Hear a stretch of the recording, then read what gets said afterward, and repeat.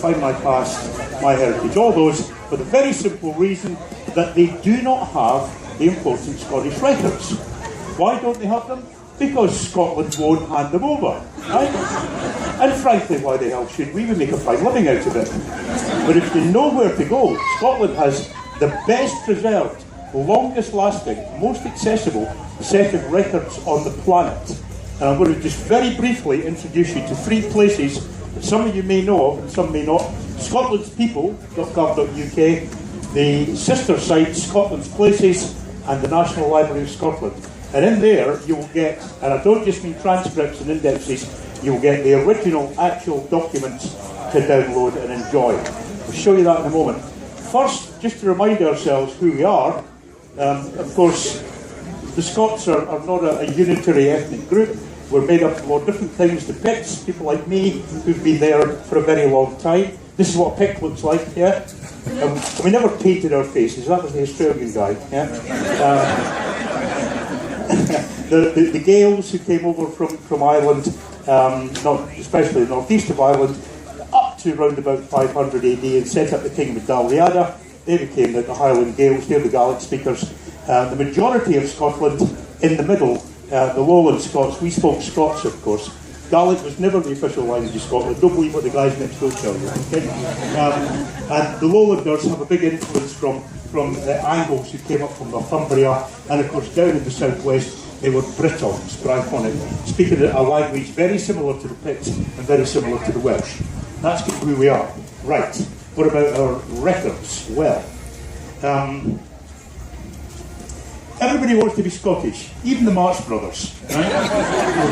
But of course, the reality is that, did you know that there are more people of Scottish descent just in North Carolina than there are in Scotland? Yeah. Because we all came over here and everybody intermingled and married and all the rest of it. And it's not surprising. Everybody has a little bit of Scots in them somewhere and people want to find it. Of course they do. So, I'm going to tell you first about Scotland's people. This is the place where you get the birth, marriage, death records, the older baptisms, marriages, burials. You get the censuses from 1841. You get wills and testaments, which I'll talk to you about. You get information on coats of arms, who's been legally granted coats of arms and so on, and a bunch of other stuff as well. You pay for it, you buy credits, but it's not expensive. A search costs 1 credit, it's about 30 cents, and a document costs 5 or 10. And the reason it's important to check the document is, I'll give you a real-life example. We were in Salt Lake City a few months ago, and they know a thing or two about genealogy in Salt Lake City, yeah? And this guy came up to me and said, my name's Thomas McCrae, and I've seen my ancestor's name in a census transcription, but I can't find any more information about him. And I said, have you ever looked at the original document? No. So we found it right there and then. And would you believe, it actually says this. What does that say? Gray. Thomas Gray. How on earth did that turn into Lapre in the transcripts, right? So he'd been looking for 15 years for somebody who just didn't exist. But we got him on the right track. And the other thing, of course, and many of you will know this, that these sites it's not their fault, it's the people who upload false information. Sometimes just mistaken, sometimes absolutely off the beat, including family trees that are just daft. Working for this guy, he sent me his grandfather's family tree he found, and you'll notice that this chap was born when his father was 7 and his mother was 72. Right? They've just mashed up the wrong people with the right names into the wrong place, and that's a problem too. So you've got to do it yourself. How far back can we go? I said we can get the statutory records from 1855, births, marriages, and deaths, census from 1841. I will talk particularly, though, about the older church records, because they're the ones that most of your ancestors will appear in. However, just a wee example of a later marriage record. I love this one, and it shows why you should always look at the witnesses. Now, a marriage record in Scotland, by the way, doesn't just give you the names of the 2 people getting married, it gives you both sets of parents, including the maiden names of the mothers, because in most document classes in Scotland, women keep their maiden surnames. It's fabulous. I mean, often have you been tracking someone and you just don't know what she was called before she got married. It doesn't happen in Scottish records. But if you look at the witness on this girl was called Victoria Alberta MacDonald. You see where I'm heading with this. Her father was a royal footman at Balmoral, and the witness is Victoria Regina Imperatrix, Queen Victoria. witnessing the wedding, isn't that great? And I put up a picture of the church where they got married, Crathy. You can see it's a tiny wee door, and I have no idea how Queen Victoria got through that. At that stage. But if we look at the older records now, these are Church of Scotland's parish records. The church was the established church many years. Don't look for Episcopalians in this, Methodists, Baptists, anything like that. I'll talk about Catholics later. But just to prove the point, this is a branch of my family recorded. These are the baptisms back in the 1560s. Incredible. I don't put it up because I think we're so special. I put it up because we're not so special. A lot of people can get back that far. This is what the record actually looks like, and it just says that day Patrick Durie had a man-child born to him of his wife Elizabeth London, baptise it and call it George. Good old George. Anyways. Again, here is the baptismal record of a chap you may have heard of called Rob Roy McGregor. Terrible man. Bandit, bully, thug, cattle thief, spy for the English, blackmailer. He's only popular because he looks like Liam Neeson, right? That's the story. But he went around, as you'll know, sir, he went around most of his life called Campbell because you simply couldn't be called McGregor in those days. It was prescribed for almost 200 years. So there he is as Campbell. The baptism of Robert Burns, interestingly, is in there. And just to prove that not every record's a good record, though, this is a great one. I love this. This is for real. I'll make it bigger. It says, something George something, lawful son to what you call him. I hope this guy got fired.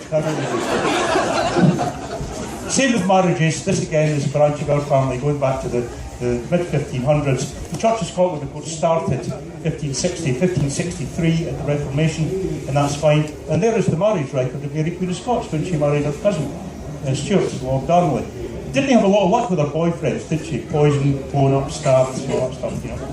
Just as well. So she's in there, everybody's in there. Sometimes you get more information. This is a great record, again, from our family.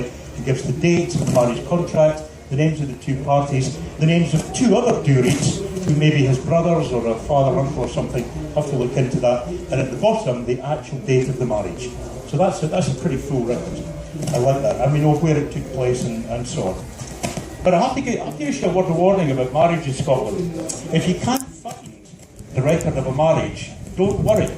Because actually, not everybody went to a church, stood in front of the minister and got married in the regular way. It was entirely possible in Scotland for two people just to have to stand in front of two witnesses and say, we consider ourselves married. Because marriage is a promise before God. The fact that the church chooses to get in the way is a different thing. Yeah? Now the church hated that, they called it irregular. Sometimes it was illegal, but it was always still valid. And when do you think that went away? 1600s, 1700s, 1939. Yeah? And you will still find people married before then. They're still alive. I've certainly come across a few who never went through any kind of ceremony but had to be considered married. And they were. And the children are legitimate, of course. So be aware of that one. And of course in Scotland, because you could do that, English people used to nip across the border and take advantage of that, which led to the whole process of Gretna Green. Okay? That's a separate 4-hour lecture, by the way. And here's a good example of that. Robert Burns, you'll find in history books, Robert Burns and Jean Armour were never married. There is no marriage record. Well, there isn't, that's right. But if you look at the Kirk Session records, these are the business records of the church, okay? And the parish looked into every aspect of everybody's lives. You find people getting hauled up in front of the session for not coming to service 3 Sundays in a row, for arguing with their neighbours, for not paying their rent, for the thing that they call anti-nuptial uncleanness, being caught behind the barn, you know. And all these people get hauled in, and all their families get hauled in, and all their names get written down. And here's an example, I'll show you one in a minute. Here's Robert Burns and Jean going before the Kirk Session, and it says, the Kirk Session accepts they were irregularly married some years before, and now holds them bound to be husband and wife forever. And this is the church accepting, acknowledging, and then regularising a marriage. The real story, of course, is that Jean Armour's father more or less frog marched them down there. It wasn't quite at the point of a shotgun, but it wasn't far away, you know. But they had to do it. Same with burials, although there's less information in burials sometimes. It can be quite disappointing. Sometimes you get nothing more than a name and a place. But occasionally, well, quite a lot, you will get more information. Says who the chap was, what he did for a living, where he lived, his age, exactly where he's buried, including, I've seen quite a lot, 3 foot down or 6 foot down. So that's so they know how fucking big the next time when they want to put someone on top. Good idea. No, it's for real. And I just put this one up because I love this story. You see this lady here, Margaret Grant. She says independent, unmarried. Well, she was married. Her husband, Ludovic Grant, abandoned her, came to America, set up as a trader in the Carolinas, and got very friendly with the people that were here already, shall we say. And he is genuinely the ancestor of 1/3 of the Cherokee Nation.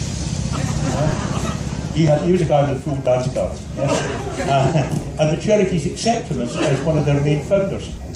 We had a lot of fun when their chiefs came over a few years ago, and they went to the Clan Grant celebrations. And Chief Grant was there. And if you've never seen a Scottish Highland chief wearing a war bonnet and going, hey, you have not lived, I'm telling you.